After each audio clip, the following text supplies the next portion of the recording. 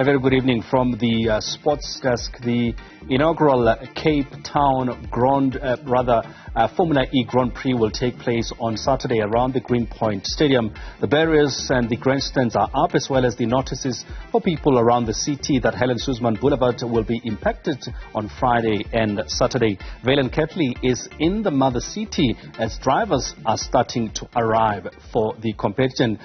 Vaylen, what can we expect looking forward to Formula E for the first time in Cape Town this weekend? Thank you very much, Quenna. Well, certainly lots of excitement, but you may be asking what am I doing on Clifton Fourth Beach, and that's because our EuroC champions, the Stormers, have been teaching a couple of the drivers, some kicking with Siobela Sinatla, and even some line-outs with Skaran Tubeni and the front row of John Dobson's team. So there's been lots of fun, but the drivers are all in town, the cars are all in town, the garages are up, and there's certainly lots of excitement here in Cape Town. With me is the co-founder as well as the chairperson and the CEO of Formula E, Alberto Longo. A very good afternoon. Thanks for chatting to Newzroom Afrika. So you said it was Formula E that brought you to Cape Town, but you certainly will be coming here again for personal reasons because it's so beautiful. Oh, for sure. It's such a lovely place. You know, this weather, the people, the food. Actually, we love it. The whole ecosystem of Formula E, drivers, manufacturers, teams, and sponsors, they were all looking forward to be here. And now, after only 18 months, we're here. We made it a reality. Having gone to the track, having seen the barriers, having seen the stands, are you impressed so far? I mean, it's fantastic standards of everything. I think the preparation for the race has been extraordinary.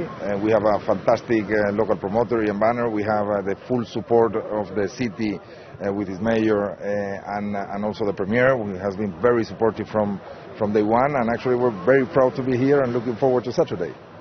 When Ian contacted you to say we'd like to have a Formula E race in Cape Town, and you realized South Africa have a little bit of a problem with load shedding, did that not make you nervous? Not really, because we are fully autonomous on the production of energy that is critical for certain areas. And for example, the charging of the cars, we produce it. The electricity needed for the broadcast internationally, we produce it as well, and the race control, we produce it. So basically the whole and key areas of the championship are fully covered by our own power, by our own electricity, and we actually don't need to plug into the grid of any city in the world. Formula E has come a long way now that we're in the ninth season. There's a number of new cities that you guys are visiting. Cape Town is one of them. You've got a brand new car. The teams are still getting to grips with the tyres and the brakes. What have been some of the challenges of the new car and of the season so far? What have you learned to date? Well, I think that the fact that we, as you said, we're having a complete new car, and this is the third new car that we have in our history. There is always, challenges at the beginning. There are certain different teams, suppliers that they need to adapt to work, with the new technology of the car. This is something that has always happened and will always happen in motorsport. But the most important thing is that the drivers, the teams, and especially the fans, are loving the sport that we put together, the spectacle, the show that we have done now. This is the fifth race already in this season. There has been a lot of overtaking and a lot of drama, which we actually love it. So that's what we care about. You've had to deal with this question since the inception of Formula E, and those people saying, but it's just not as noisy and as fast as Formula One. Well, actually, noise is one of our biggest assets. No having that noise. We race in the heart of the biggest cities in the world, and most of these big cities of the world have noise contamination rules and regulations. So we wouldn't be able to be racing in places like, Rome, New York, London, if we would be very loud. So definitely it's an asset, other than something against the championship.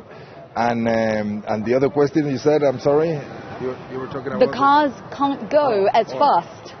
They do go as fast, even faster than any other championship in the world. The thing is that you need to find the balance in between the battery, the range of the battery, and how fast you want the car to go. But these technologies, actually, these cars could easily go to 400, 450 kilometers an hour with no problem, but then the race will last very little. So that's why you need to balance the power of the car with the length of the race. Alberto Longo, co-founder of Formula E, as well as the chief chairperson of the championship. Thank you very much for chatting to us here on Newzroom Afrika. And as you can see, lots of excitement. I chatted to a couple of the Stormers players and asked them, how much do you know about Formula E? They said, I've been learning this week, but I really love fast cars. And I think that Formula E coming to Cape Town, coming to South Africa, is certainly going to be a learning curve for so many. But one thing it certainly is bringing is a lot of excitement, Kwena. Fantastic stuff indeed. A lot of excitement expected in that Formula E electric cars racing in South Africa, right in the heart of Stage 6.